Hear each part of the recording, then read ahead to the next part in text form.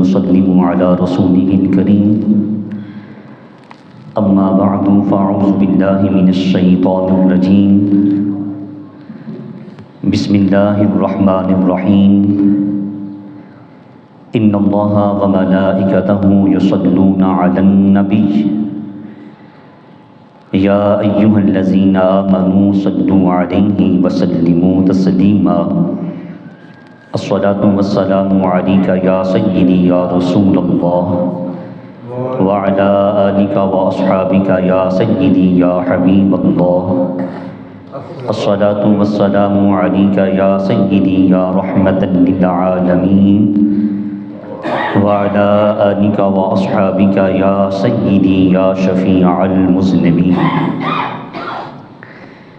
عزت و وقار کی مسند پہ براجمان خوش نصیب خوش بخت پیارے نبی کے پیارے امتیوں،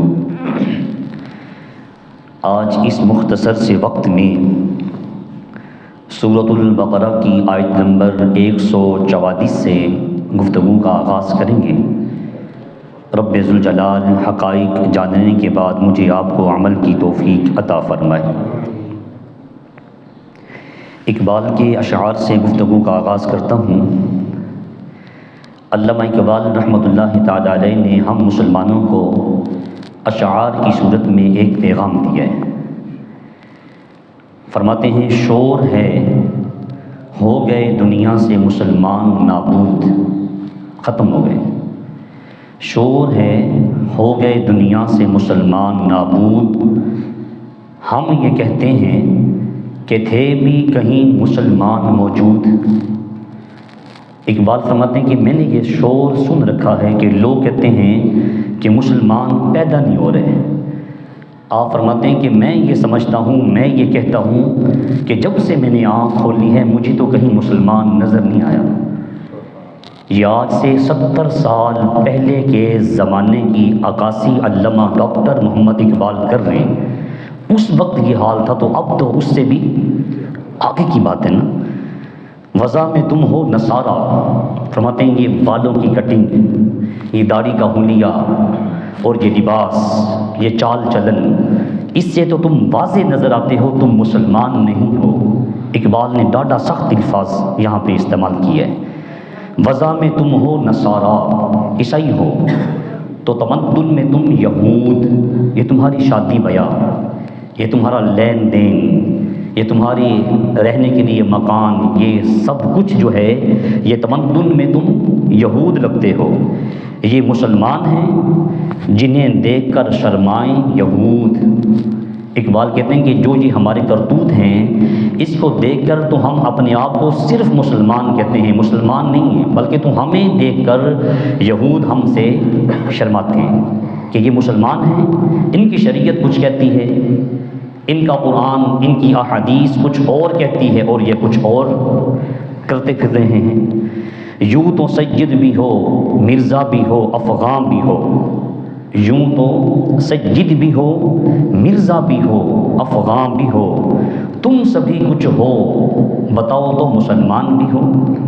آج میں چودھری ہوں جی، میں آرائی ہوں، میں بٹ ہوں، میں وٹ ہوں، میں فلاں ہوں، میں فلاں ہوں. کہا یوں تو سید بھی ہو، مرزا بھی ہو، افغان بھی ہو، سب کچھ ہو، بتاؤ تو مسلمان بھی ہو. قرآن مجید نے ہم سے یہی تقاضا کیا ہے، وَاعْتَصِمُوا بِحَبْلِ اللَّهِ جَمِيعًا وَلَا تَفَرَّقُوا. اس نے کہا ہے کہ تم فرقوں میں نہ پڑو بلکہ ہم نے تمہیں مسلمان بنایا ہے. اقبال بھی یہی فرماتے ہیں یوں تو سید بھی ہو، گروہ جماعت بنا دیے، یوں تو مرزا بھی ہو، افغان بھی ہو، سب کچھ ہو، بتاؤ تو مسلمان بھی ہو. اقبال کا جواب باب بلے شاہ نے دیا ہے. پنجابی کے شاعر ہیں، فرماتے ہیں حج بھی کیتی جاندے ہو تے لہو بھی پیتی جاندے ہو. حرام کا مال اکٹھا کر رہے ہو، لوگوں کی جیبیں کاٹ رہے ہو، نہیں دیکھ رہے کہ کہاں سے آ رہا ہے. نیت کی ہوئی ہے کہ میں نے حج پہ جانا ہے، حج بھی کیتی جاندے ہو، حج بھی کیتی جاندے ہو تے لہو بھی پیتی جاندے ہو. کھو کے مال یتیماں دا بھیج مسیتی جاندے ہو. یتیموں کے مال کو چھین چھین کر لوگوں کے خون پسینے کی کمائی تم ان سے لے رہے ہو اور نیت یہ کر رہے ہو کہ مسجد میں قالین بچھاؤں گا، مسجد میں قمقمے لگاؤں گا، مسجد میں پنکھے لگاؤں گا، مسجد کو راستوں پہ راستہ کروں گا۔ فرماتے ہیں کھو کے مال یتیماں دا بھیج مسجد کی جاندے ہو، نفس تے چھری پھیر دے نہیں تے دمبے کیتی جاندے ہو۔ یہ جو اندر کا نفس ہے، قربانی کے جانور ہم کتنی دوڑ لگاتے ہیں، نہیں پتہ کہ مال کہاں سے آیا ہے، بس جانور تکڑا ہونا چاہیے، واہ واہ بلے بلے ہونی چاہیے۔ فرماتے ہیں نفس تے چھری پھیر دے نہیں دمبے کیتی جاندے ہو۔ اس نفس کو زیر کرو، اس کی خواہشات کو ختم کرو، اس کو جھکاؤ اس دہلیز پر، اس کعبے کے رب عرش کے مالک کے سامنے اس کو لاؤ۔ جب اس کو لے آؤ گے پھر تمہیں مزہ آئے گا۔ نفس سے چھری پھیر دے نہیں دمبے کیتی جاندے ہو، پھٹ دلاں دے سیندے نہیں، پھٹ دلاں دے سیندے نہیں۔ لوگوں کے زخموں کو تم نہیں دیکھتے کہ اس کے پاس روٹی ہے یا نہیں ہے، اس کے پاس پانی پینے کے لیے گلاس ہے کہ نہیں ہے۔ پھٹ دلاں دے سیندے نہیں، ٹوپیاں سیتی جاندے ہو، نفلاں نیتی جاندے ہو، فرض بھلائی بیٹھے ہو، فرض بھلائی بیٹھے ہو، نفلاں نیتی جاندے ہو۔ دسو تو صحیح بلے شانو اے کیتی جاندے ہو۔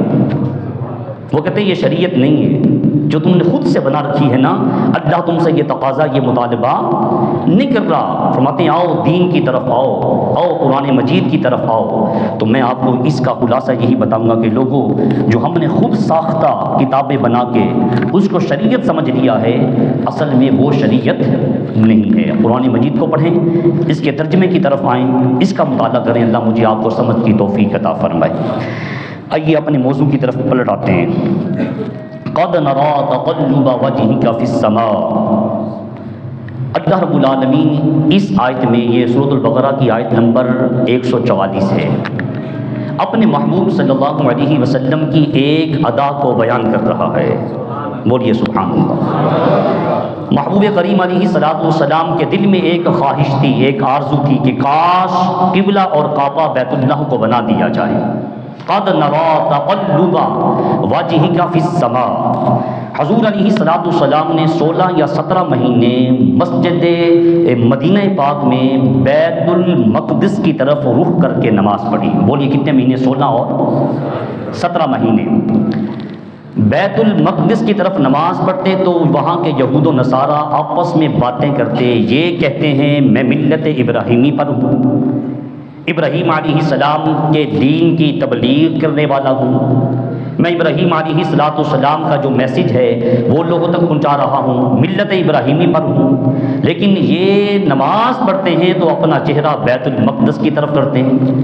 ابراہیم علیہ السلام کا قبلہ کون سا تھا؟ بولیے بیت اللہ۔ کون سا قبلہ تھا؟ بیت اللہ۔ اگر یہ ملت ابراہیمی پر ہیں تو ان کا قبلہ اور کعبہ بیت اللہ ہونا چاہیے، بیت المقدس تو نہیں ہونا چاہیے۔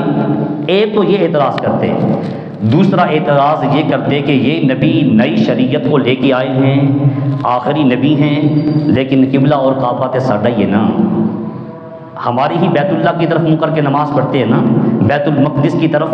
کریم آقا صلی اللہ علیہ وسلم یہ باتیں سن سن کے نا غمگین تھے۔ قبیلہ بنی سلمہ کی مسجد تھی مدینہ پاک میں، اس میں ظہر کی نماز یا عصر کی نماز پڑھا رہے تھے۔ اس دوران آپ کے دل میں خواہش پیدا ہوئی، آرزو نے جنم لیا، آپ نے نماز کے دوران اپنا رخ مصطفیٰ آسمان کی طرف اٹھا دیا۔ بس آسمان کی طرف اٹھنا تھا، اللہ رب العالمین نے کہا قد نرى تقلب وجهك في السماء۔ اے میرے پیارے محبوب، ہم آپ کی نگاہیں آسمان کی طرف اٹھتی ہوئی دیکھ رہے ہیں۔ قرآن مجید ہمیں کیا درس دیتا ہے کہ تم جہاں کہیں بھی ہو خدا تمہارے ساتھ ہے۔ قرآن مجید کہتا ہے کہ اگر تم 2 ہو نا، تیسرا اللہ ہوتا ہے، اگر تم 3 ہو چوتھا رب ہوتا ہے، اگر تم 4 ہو تو 5واں اللہ ہوتا ہے۔ پھر قرآن مجید کی ایک اور صورت میں کہا نحن اقرب الیہ من حبل الورید۔ اے حضرت انسان، میں تیری شاہ رگ سے تیرے زیادہ قریب ہوں۔ یہ سانس کی نالی ہے نا، دب جائے انسان کی ڈیتھ ہو جاتی ہے، تو کہا یہ جو شاہ رگ ہے نا، رگ شارد، تیرا اللہ تیرے اس سے بھی زیادہ نزدیک ہے۔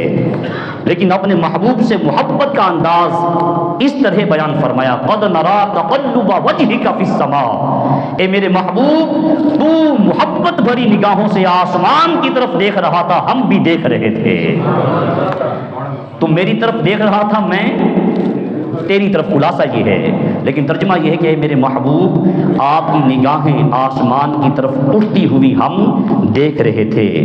فَلَنُوَلِّيَنَّكَ قِبْلَةً تَرْضَاهَا، ان قریب ہم آپ کو پھیر دیں گے اس کی طرف جسے آپ پسند کرتے ہیں۔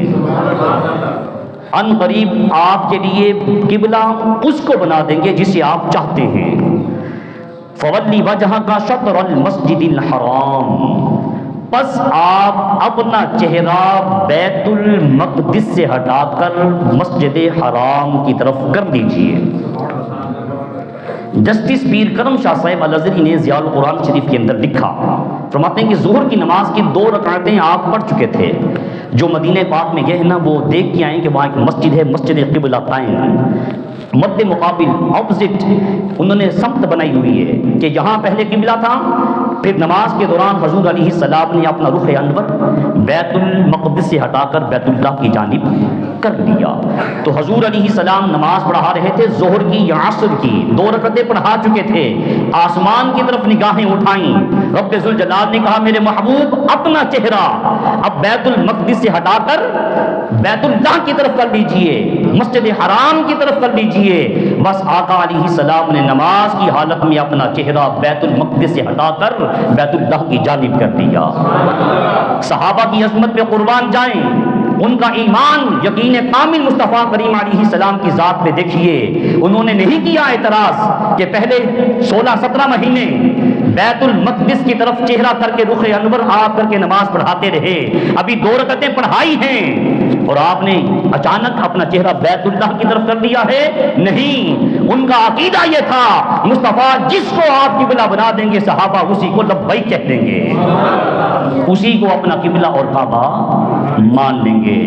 ایک اور محدث نے حدیث کو روایت کیا ہے، فرماتے ہیں کہ مسجد نبوی سے ہٹ کے نا، قبیلہ بنی سلمہ کی مسجد سے ہٹ کے کسی اور محلے میں لوگ نماز پڑھ رہے تھے، ابھی ان تک یہ پیغام نہیں پہنچا تھا، کوئی صحابی وہاں سے گزرے تو وہ اپنا چہرہ بیت المقدس کی طرف منہ کر کے نماز پڑھ رہے تھے، نماز کی حالت میں انہوں نے کہا بھائی رسول اللہ نے آج کی نماز بیت المقدس کی بجائے بیت اللہ کی طرف رخ کر کے پڑھائی ہے۔ نماز کی حالت میں صحابہ نے سنا، حضور کی اطاعت کی، اپنا چہرہ بیت اللہ کی طرف پھیر لیا۔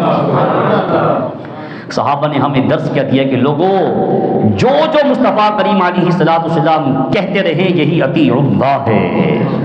رسول کی اطاعت اصل میں کس کی اطاعت ہے؟ اللہ کی اطاعت ہے۔ وَحَيْثُ مَا كُنْتُمْ فَوَلُّوا وُجُوهَكُمْ شَطْرَهُ، کہا تم جہاں کہیں بھی ہو اپنا رخ اپنا چہرہ بیت اللہ کی طرف کیا کرو، جدھر بھی ہو اپنا چہرہ کدھر کرنا ہے؟ بیت اللہ کی طرف۔ وَإِنَّ الَّذِينَ أُوتُوا الْكِتَابَ لَيَعْلَمُونَ أَنَّهُ الْحَقُّ مِنْ رَبِّهِمْ، بے شک وہ لوگ جن کو ہم نے کتاب دی ہے، تورات و انجیل و زبور، جو اہل کتاب ہیں ان کے پاس یہ علم ہے، وہ جانتے ہیں کہ جو بیت المقدس کی بجائے بیت اللہ کو قبلہ اور کعبہ بنا دیا گیا ہے یہ حق ہے، اللہ کی طرف سے یہ حکم آیا ہے، وہ جانتے تھے، اس لیے کہ انہوں نے اپنے علماء سے سن رکھا تھا، انہوں نے اپنی کتب کے اندر یہ پڑھ رکھا تھا کہ جو آخری نبی آئیں گے ان کے اندر یہ صفات و کمالات ہوں گے، اور وہ ساری کی ساری صفات و کمالات پیارے آقا محمد مصطفیٰ صلی اللہ علیہ وسلم کے اندر موجود ہیں۔ وہ سمجھتے تھے، مانتے تھے کہ جو بیت اللہ کو قبلہ اور کعبہ بنا دیا گیا ہے یہ کس کی طرف سے حکم ہے؟ اللہ کی طرف سے۔ وَمَا اللَّهُ بِغَافِلٍ عَمَّا يَعْمَلُونَ، کہا میرے محبوب یہ جانتے ہیں، اس کے باوجود یہ عمل پیرا نہیں ہو رہے، یہ بیت اللہ کو قبلہ اور کعبہ ماننے کو تیار نہیں ہیں، جو کچھ یہ کر رہے ہیں یہ مت سمجھیں اللہ اس سے بے خبر ہے، اللہ اسے جان رہا ہے، اللہ اسے باخبر ہے، جانتا ہے، جو کچھ یہ کر رہے ہیں اللہ تعالیٰ کو اس سے غافل نہ سمجھیں۔ وَلَئِنْ أَتَيْتَ الَّذِينَ أُوتُوا الْكِتَابَ بِكُلِّ آيَةٍ مَا تَبِعُوا قِبْلَتَكَ، اے محبوب صلی اللہ علیہ وسلم آپ ان کو جتنے بھی معجزات و کمالات و صفات دکھا دیں، یہ ایسے ہٹ دھرم ہیں، ایسے عناد، بغض پہ، دشمنی پہ، اکڑ میں، ضد میں آ چکے ہیں کہ یہ معجزات دیکھ کر بھی آپ پر ایمان لانے کو تیار نہیں ہوں گے۔ آپ جتنے مرضی معجزات دکھاتے ہیں، یہ کہتے تھے کہ اے محمد علیہ الصلوۃ والسلام اگر آپ اللہ کے سچے نبی ہیں، صفا اور مروہ کو سونے کا بنائیں، اپنے ساتھ چلا کے دکھائیں۔ اگر آپ اللہ کے سچے رسول ہیں تو دائیں بائیں انگور اور کھجوروں کے باغ اگائیں، ساتھ چلیں آپ کے۔ اگر آپ اللہ کے سچے رسول ہیں تو پانی کے چشمے زمین سے نکال کے دکھائیں۔ کہا میرے محبوب یہ یوں کہہ رہے ہیں، اعتراضات، ڈیمانڈیں، مطالبات کر رہے ہیں، آپ جتنے مرضی معجزات دکھا دیں یہ ماننے کو تیار، یہ صرف ہٹ دھرمی پر ہیں، ضد پر اتر آئے ہیں۔ کیا ہمارے کریم آقا صلی اللہ علیہ وسلم نے انہیں چاند کے 2 ٹکڑے کر کے نہیں دکھایا؟ ابو جاہل حدیث پاک میں آتا ہے مٹھی کے اندر کچھ چیز لے کے حاضر خدمت ہوا، کہنے لگا اگر آپ اللہ کے سچے رسول ہیں، پیغمبر ہیں، نبی ہیں تو ذرا بتا دیجئے میری مٹھی میں کیا ہے۔ حدیث پاک میں آتا ہے آپ نے فرمایا میں بتاؤں یا تیری مٹھی کے اندر جو اشیاء ہیں وہ خود بول کے بتائیں کہ وہ کیا ہیں، میں کون ہوں۔ کہا سونے پہ سہاگا ہو جائے گا، بس مصطفیٰ کریم علیہ السلام کا اشارہ کرنا تھا۔ مٹھی کے اندر پتھر کی کینکریاں تھیں، پکار اٹھی اشہد ان لا الہ الا اللہ واشہد ان محمد رسول اللہ۔ میرے محبوب آپ انہیں جتنے مرضی معجزات کمالات دکھا دیں یہ ہٹ دھرمی پہ آ گئے ہیں، یہ ضد میں آ چکے ہیں، یہ قبلے کو کعبہ ماننے کو تیار۔ کیا آپ نے ان کو نہیں دکھایا تھا؟ حضرت قتادہ رضی اللہ تعالیٰ عنہ کریم آقا علیہ الصلوۃ والسلام کے غلام ہیں، جنگ میں آنکھ زخمی ہوتی ہے، صرف زخمی نہیں یہ آنکھ کا ڈیلا ریزہ ریزہ ہو کر نکل کے باہر آ جاتا ہے۔ قتادہ تکلیف میں ہے، وہ پتلی جو قیمے کی شکل اختیار کر چکی تھی اسے ہتھیلی پہ رکھا، دربار مصطفیٰ میں آ گئے۔ یارو صحابہ ہمیں کیا بتاتے ہیں؟ وَإِذْ ظَلَمُوا أَنفُسَهُمْ جَاءُوكَ فَاسْتَغْفَرُوا اللَّهَ وَاسْتَغْفَرَ لَهُمُ الرَّسُولُ۔ کہتے ہیں اے ایمان والو، رب کہتے ہیں اگر کوئی پریشانی آ جائے، ظلم کر بیٹھے تو آؤ دہلیز مصطفیٰ پہ آؤ، یہاں پہ آؤ، میرا نبی تمہاری دعا پہ آمین کہہ دے۔ لَوَجَدُوا اللَّهَ تَوَّابًا رَحِيمًا، تم اللہ رب العالمین کو دعا قبول کرنے والا پاؤ گے۔ قتادہ حضور کی دربار میں حاضر ہوئے، عرض کی یا رسول اللہ صلی اللہ علیہ وسلم یہ آنکھ نکل گئی ہے، اسے ٹھیک فرما دیں۔ آنکھ پھوٹ گئی ہے، اسے آپ ٹھیک فرما دیں۔ نبی کریم علیہ الصلوۃ والسلام کا جواب سنیے۔ آپ نے کہا قتادہ آنکھ چاہیے یا جنت چاہیے؟ او گداگر نو اکھ دے دیں دے، شاعر کہتا ہے او گداگر نو اکھ دے دیں دے، او گداگر نو اکھ دے دیں دے، جیرا تر آوے قدمہ وچ ہن کر دیں دے مالا مالے۔ قتادہ آنکھ چاہیے یا جنت چاہیے؟ عرض کی آقا سوال کرنے والا بھی بڑا کمال تھا، اس کو دہلیز مصطفیٰ کا ادب بھی پتا تھا، ماننے کا طریقہ اور سلیقہ ڈھنگ بھی آتا تھا۔ اس نے کہا حضور آنکھ چاہیے۔ سرکار کیا فرما رہے ہیں؟ آنکھ چاہیے یا اس کے بدلے میں جنت چاہیے؟ آگے سے سائل کیا کہتا ہے؟ عرض کی آقا آنکھ میرے مانگنے پہ دے دیجئے، جنت اپنے کہنے پہ عطا کر دیجئے۔ کریم آقا صلی اللہ علیہ وسلم نے اپنا لعاب دہن آنکھ کے اوپر لگایا، اسے اٹھایا، اس قتادہ کی آنکھ کے دونوں پردوں کے اندر ٹکایا، ہاتھ یوں پھیر کے فرمایا جا قتادہ اس آنکھ کی چمک اس سے بھی زیادہ رہے گی۔ تو کہا میرے محبوب الذین وَلَئِنْ أَتَيْتَ الَّذِينَ أُوتُوا الْكِتَابَ بِكُلِّ آیَةٍ مَا تَبِعُوا قِبْلَتَكَ، آپ انہیں جتنے مرضی معجزات دکھا لیں میرے محبوب یہ آپ کے قبلے کو ماننے کو تیار نہیں ہوں گے۔ وَمَا أَنْتَ بِتَابِعٍ قِبْلَتَهُمْ، اور نہ آپ ان کے قبلے کی پیروی کریں گے۔ پہلے بیت المقدس تھا، اب بیت اللہ آ گیا ہے، یہ کبھی بھی بیت اللہ کو اپنا قبلہ اور کعبہ نہیں مانیں گے۔ اور میرے محبوب اب چونکہ میری طرف سے حکم آ چکا ہے، اب میرے حکم کے بعد آپ بھی کبھی ان کے قبلے کو کعبہ مانیں گے، ان کے قبلے کی طرف نماز منہ کر کے نہیں پڑھیں گے۔ وما بعضهم بتابع قبلة بعض، اور نہ وہ ایک دوسرے کے قبلے کی پیروی کریں گے، نہ آپ ان کے قبلے کی پیروی کریں گے اور نہ یہ آپ کے قبلے کی پیروی کریں گے، اس وجہ سے کہ یہ صرف ہٹ دھرمی پر ہیں، ضد میں ہیں۔ یہ کہتے ہیں کہ نبی بنی اسرائیل میں کیوں نہیں آیا، یہ بنی اسماعیل میں کیوں آ گئے ہیں؟ رحمت ہے، میں اس قانون کا کوئی پابند ہوں؟ میں جس کو چاہوں بنی اسرائیل میں نازل فرما دوں، جس کو چاہوں بنی اسماعیل میں بھیج دوں؟ میں نے کوئی تم سے پوچھنا ہے کہ نبی کو کس قوم میں بھیجنا چاہیے؟ میرے اپنے فیصلے ہیں۔ میں نے انبیاء جن کو میں نے نبوت کا تاج دینا تھا، ان کے دلوں کو میں نے پہلے چن لیا تھا، ان کا انتخاب میں پہلے کر چکا تھا۔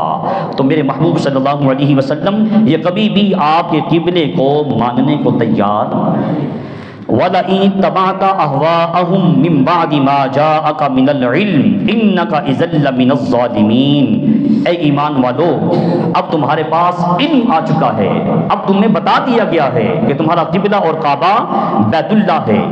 اس کے باوجود اگر تم میں سے کسی نے، یہ حکم مصطفیٰ کریم علیہ السلام کو ہے لیکن پیغام امت کو ہے، کہ اس کے بعد اگر کسی نے یہود و نصارہ کی پیروی کی تو یاد رکھنا تم سے بڑا کوئی ظالم نہیں ہوگا۔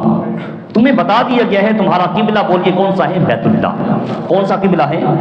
بیت اللہ۔ اب تمہارے پاس علم آ چکا ہے، وحی کے ذریعے اعلان ہو چکا ہے کہ اب بیت المقدس کی طرف رخ نہیں کرنا، اب تمہارا چہرہ بیت اللہ کی طرف ہونا چاہیے۔ اس سمت حکم آ جانے کے بعد پھر اگر نے یہود و نصارہ کے کہنے پر بیت اللہ کی بجائے بیت المقدس کی طرف رخ کیا تو یاد رکھنا انک اذا لمن الظالمین، تم سے بڑا کوئی ظالم نہیں ہوگا۔ الذین آتیناہم الکتاب یعرفونہ کما یعرفون ابناءہم۔ کہا میرے محبوب صلی اللہ علیہ وسلم یہ اعتراض کرنے والے آپ کو ایسے جانتے ہیں جیسے اپنی اولاد کو جانتے ہیں۔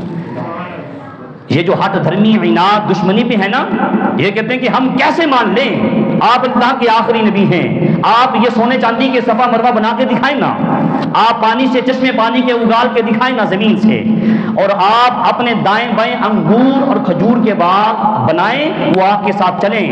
اے میرے محبوب صلی اللہ علیہ وسلم صرف ان کے یہ بہانے، ان کے یہ ہیلیں، یہ صرف دشمنی کی وجہ سے اعتراض کرتے ہیں، اور آپ نے ان کو معجزات دکھا دیے۔ یہ آپ کو ایسے جانتے ہیں جیسے اپنی اولادوں کو جانتے ہیں۔ عبداللہ بن سلام یہود کا بہت بڑا ایک عالم تھا، بعد میں مسلمان ہوئے۔ عبداللہ بن سلام سے سیدنا فاروق اعظم نے رک کے پوچھا، اے عبداللہ بن سلام، اللہ فرماتا ہے الذین آتیناہم الکتاب یعرفونہ کما یعرفون ابناءہم، تم رسول کے بارے میں ایسے جانتے ہو جیسے اپنی اولاد کو جانتے ہو، اس سے کیا مطلب ہے؟ اب چونکہ وہ ایمان لا چکے تھے، یہود کے عالم تھے، تورات و انجیل کے ماہر تھے، کہنے لگے فاروق اعظم خدا کی عزت کی قسم، رب نے جو کہا ہے حق کہا ہے، رب نے صحیح کہا ہے۔ اے فاروق اعظم، اس رب کی عزت کی قسم ہے جس سے قبضہ میں مجھ عبداللہ بن سلام کی جان ہے، جب میری پہلی نظر رخ مصطفیٰ پہ پڑی تھی نا، میرے دل سے ایک آواز آئی تھی، عبداللہ بن سلام تو عالم ہے، پکارتا کیوں نہیں ہے؟ یہ کوئی عام چہرہ نہیں ہے، یہ چہرہ محمد مصطفیٰ آخری نبی کا چہرہ ہے۔ کہا ہم ان کے بارے میں تورات و انجیل میں پڑھ چکے تھے، ہمارے پاس علم ہے، ہم جانتے ہیں یہ وہی نبی ہیں جن کے بارے میں عیسیٰ علیہ السلام پکارتے رہے، سیدنا موسیٰ علیہ السلام گواہیاں دیتے رہے، ہم جانتے ہیں، لیکن صرف اور صرف دشمنی کی وجہ سے، عناد کی وجہ سے، ہٹ دھرمی کی وجہ سے، بغض اور کینہ کی وجہ سے رسول کو ماننے کو تیار نہیں ہیں۔ الحق من ربک فلا تکونن من الممترین، کہا اے ایمان والو، یہ قبلے کا تبدیل ہو جانا تمہارے رب کی طرف سے حق ہے۔ یہ بیت المقدس کی بجائے بیت اللہ کو جو قبلہ بنا دیا گیا ہے، یہ کس کی طرف سے آرڈر ہے؟ اللہ کی طرف سے، اور یہ حق ہے، اس میں کوئی شک نہ کرنا، اور اس کا ادب، اس کا احترام ہر مسلمان پہ لازم ہے۔ کریم آقا صلی اللہ علیہ وسلم کی حدیث پاک ہے، مشکات کی حدیث ہے، سیاہ ستہ کی کتاب ہے۔ کریم آقا صلی اللہ علیہ وسلم نے ایک شخص کو بیت اللہ کی سمت تھوکتے ہوئے دیکھا. بیت اللہ کی سمت، بیت اللہ کے اندر نہیں، بیت اللہ کی سمت، جہت کی طرف. آپ علیہ السلام نے لوگوں سے پوچھا یہ آدمی کون ہے؟ انہوں نے عرض کی آقا یہ ہمارے محلے کی مسجد کا امام ہے. آپ علیہ السلام نے فرمایا آج کے بعد اس کے پیچھے نماز نہ پڑھنا. اچھا آپ سے میں پوچھتا ہوں، آپ بتائیے حضور علیہ السلام کی زیارت اس نے کی؟ جی بولیے، کی نا؟ حضور کے پیچھے اس نے یقیناً نماز پڑھی ہوگی، اور وہ کسی محلے کی مسجد کا امام ہے، رسول اللہ کا صحابی ہوگا نا، حضور سے اس نے تربیت لی ہوگی. لیکن آپ علیہ السلام نے قانون کیا دیا؟ قبلہ کی نہیں، قبلہ کی سمت کی جو تعظیم نہیں کرتا، فرمایا وہ امامت کے لائق نہیں ہے. آج کے بعد اس کے پیچھے نماز نہ پڑھنا. یارو یقیناً اس نے معافی مانگی ہوگی، اس نے توبہ بھی کی ہوگی، اور اب کا قانون ہے جو توبہ کرتا ہے میں صرف گناہوں کو معاف نہیں کرتا، نیک گناہوں کو اٹھا کے نیکیوں میں بدل بھی دیتا ہوں. لیکن حضور نے قانون کیا دیا؟ میں جو قبلہ کی سمت کی تعظیم نہیں کرتا اس کے پیچھے نماز نہیں پڑھنی. اب میں آپ سے ایک سوال کرنا چاہتا ہوں، ایمانداری سے بتائیے گا، کعبے کی سمت کی تعظیم افضل ہے یا ہمارے نبی کی عظمت زیادہ ہے؟ ہمارے نبی کی تعظیم زیادہ ہے. ہاں حدیث پاک ہے، آپ صلی اللہ علیہ وسلم بیت اللہ کا غلاف پکڑ کے کعبے کو دیکھ کر فرما رہے تھے. بیت اللہ کا غلاف پکڑا اور کہنے لگے اے بیت اللہ مجھے اس رب کی عزت کی قسم ہے جس نے مجھے حق بنا کے بھیجا ہے. مجھے اس رب کی عزت کی قسم ہے جس نے مجھے رسول بنا کے بھیجا ہے اور جس کے قبضہ قدرت میں میری جان ہے. اے کعبہ تو مجھے بہت عزیز ہے، تو مجھے بہت پیارا ہے، لیکن کعبہ سن لے ایک مرد مومن کی عزت اللہ کے ہاں تجھ سے بھی زیادہ ہے. اور مرد مومن کیسے بنتا ہے؟ مومن رسول کا کلمہ پڑھنے کے بعد بنتا ہے. مؤمن ایمان والا تب بنتا ہے جب وہ رسول کا کلمہ پڑھتا ہے. جس کا کلمہ پڑھ کے مرد مومن بنتا ہے اس کی تعظیم کعبے سے افضل ہے. تو بتائیے محمد مصطفیٰ کی عظمت کتنی اونچی ہوگی؟ اللہ اکبر.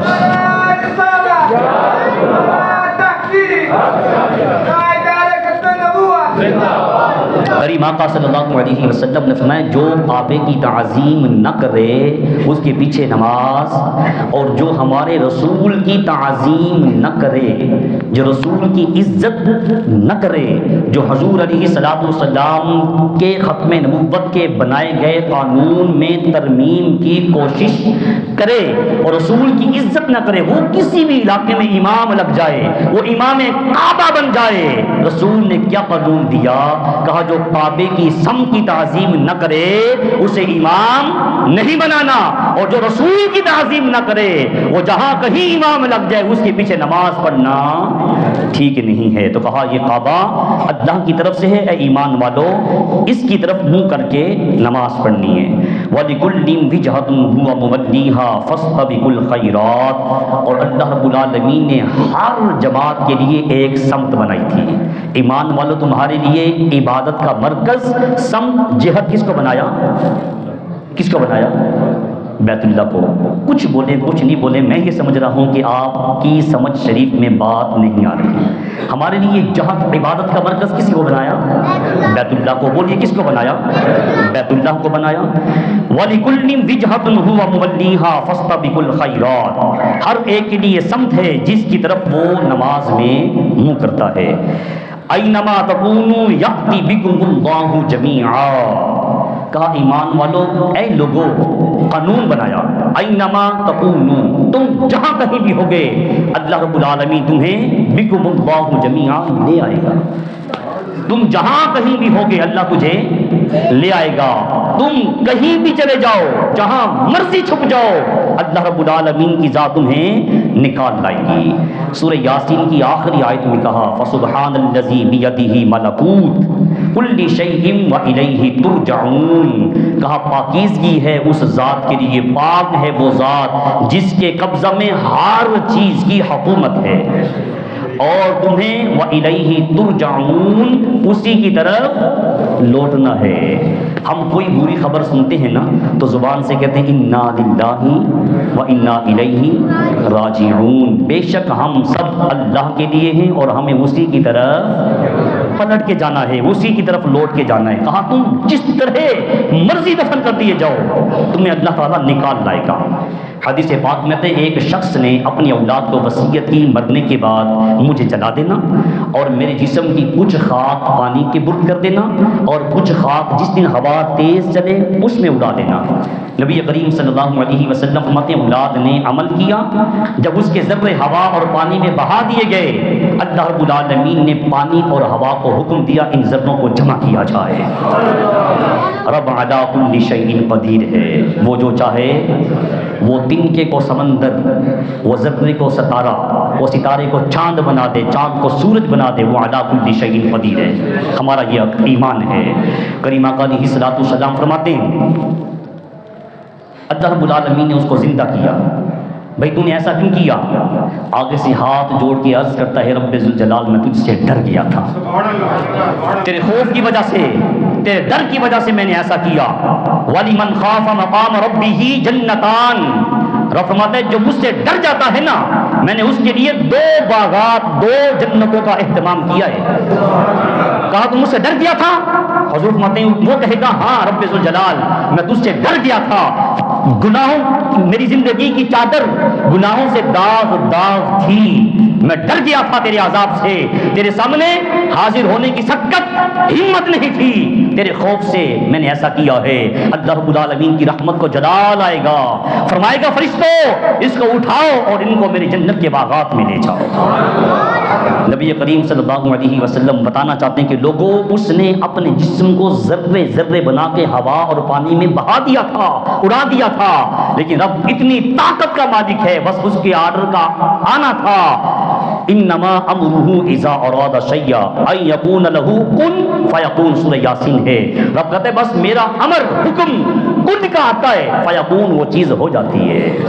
تو رب کریم صلی اللہ علیہ وسلم، تو رب کے محبوب صلی اللہ علیہ وسلم فرماتے ہیں ایمان والو اللہ تعالیٰ کا حکم ہے تم جہاں کہیں بھی ہوگے میں تمہیں لے آؤں گا۔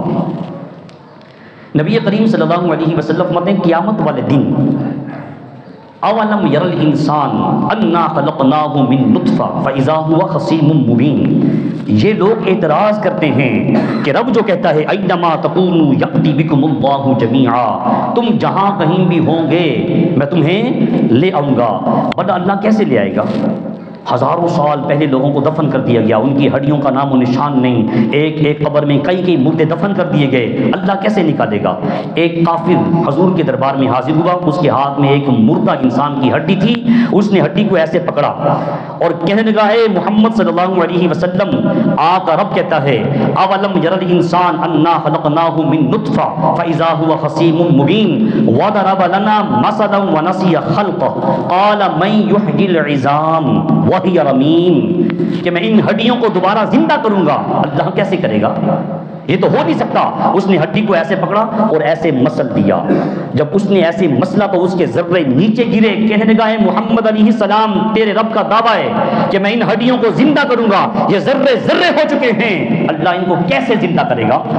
اب رب نے اس کا جواب دیا اولم یر الانسان انا خلقناہ من نطفہ، واہ اللہ کی عظمت کے قربان جائیں۔ کہا میرے محبوب یہ حضرت انسان کو کیا ہو گیا ہے، یہ اپنے اوقات تو دیکھے، یہ کس چیز سے بنایا گیا ہے؟ خود کہا من نطفہ، یہ پانی کی ایک گندے قطرے سے بننے والا اب اللہ کی ذات پہ عجیب و غریب مثالیں بیان کرے گا؟ یہ اللہ کی ذات پہ اعتراض کرے گا؟ یہ گستاخی کر رہا ہے، یہ کہتا ہے کہ اس بوسیدہ اور گلی سڑی ہڈیوں کو اللہ رب العالمین کیسے زندہ کرے گا؟ کہا وہ ایسے ہی زندہ کرے گا کہ جس طرح اس نے پہلے بنایا ہے۔ کہا تم دیکھتے نہیں ہو آسمان و زمین کو، جس نے آسمان کو بغیر ستون کے سہارے کے کھڑا کر دیا ہے، تمہارے لیے زمین کو بطور فرش بنا دیا ہے، جس نے للشمس ینبغی لہا ان تدرک القمر ولللیل سابق النہار وکل فی فلک یسبحون، تم دیکھتے نہیں ہو چاند اور سورج کو؟ چاند کی کبھی مجال ہوئی ہے سورج کو پکڑ لے، سورج کی کبھی مجال ہوئی کہ وہ چاند کو پکڑ لے، رات دن میں آ جائے دن رات کو پکڑ لے، ایسا نہیں ہو سکتا۔ میں نے دریا بنا دیے ہیں، سمندر بنا دیے ہیں، سبز درخت تھے، میں نے تمہارے لیے آگ کو سلگا دیا ہے۔ جو سب اتنی بڑی بڑی اشیاء بنا سکتا ہے وہ تیرے جیسے 5 فٹ کے حضرت انسان کو نہیں بنا سکتا؟ تو کہا تو انسان ہو کے ایک پانی کا گندا قطرہ ہو کر حضرت انسان اللہ کی ذات پہ اعتراض کرتا ہے؟ بس تجھے کہہ دیا گیا ہے کہ تجھے اللہ رب العالمین نکال لائے گا، تیرا ایمان ہے ایک وقت آئے گا اللہ مجھے اپنے دربار میں حاضر فرمائے گا۔ اقرأ کتابک بنفسک اليوم علیک حسیبا، اللہ فرماتا ہے کہ پھر میں اس دن ان سے کہوں گا کہ یہ تم نے جو نامہ اعمال کیے ہیں نا، یہ کرامن کاتبین لکھ رہے ہیں نا، ما یلفظ من قول الا لدیہ رقیب عتید، تم اپنی زبان سے جو کچھ بھی نکالتے ہو ہمارے یہ مووی بنانے والے لکھ رہے ہیں۔ اس دن کھلی کتاب کی طرح ہوگا۔ اقرأ کتابک بنفسک اليوم علیک حسیبا، حضور فرماتے ہیں اللہ تعالیٰ ایک بندے سے کہے گا یہ تیری کتاب ہے خود پڑھ لے۔ اگر اللہ رب العالمین اس کو کہہ دیتا کہ تو نے ایسا سا کیا ہے، وہ انکار کر سکتا ہے؟ لیکن رب ذوالجلال اسے اپنی رحمت کے ساتھ کہے گا اقرأ کتابک کفی بنفسک اليوم علیک حسیبا، آج خود اپنی کتاب پڑھ کے حساب کر لے۔ نبی کریم صلی اللہ علیہ وسلم فرماتے ہیں کہ وہ جب کتاب پڑھے گا نا، وہ کتاب پڑھتے پڑھتے جب وہ دیکھے گا میرے بڑے بڑے گناہ ہیں، بندے نے جو کچھ کیا ہے، میری اعمال کی کتاب میرے سامنے ہے، میں سب کچھ جانتا ہوں کہ میں نے یہ 40 سال کیسے گزارے ہیں، تو وہ جب گناہ پڑھنے لگے گا، جو چھوٹے چھوٹے گناہ ہیں ان کو پڑھے گا، جو بڑے بڑے گناہ ہیں اللہ کی ذات سے چھپائے گا، بڑے بڑے گناہوں کو نہیں پڑے گا۔ صحابہ فرماتے ہیں کہ جب حضور علیہ السلام یہ حدیث پاک بیان کر رہے تھے نا، آپ علیہ السلام اتنا مسکرائے کہ آپ کی داڑھیں دکھائی دینے لگی کہ کیسا انسان ہے۔ اللہ فرما رہا ہے کہ میرے سامنے اپنی کتاب خود پڑھ، تو کیا کر کے آیا ہے؟ وہ جب اللہ کے سامنے پڑھتا ہے چھوٹے چھوٹے گناہوں کو پڑھتا ہے، کبیرہ گناہوں کو پڑھتا نہیں ہے، وہاں بھی ڈنڈی لگا رہا ہے، وہاں بھی 2 نمبری کر رہا ہے۔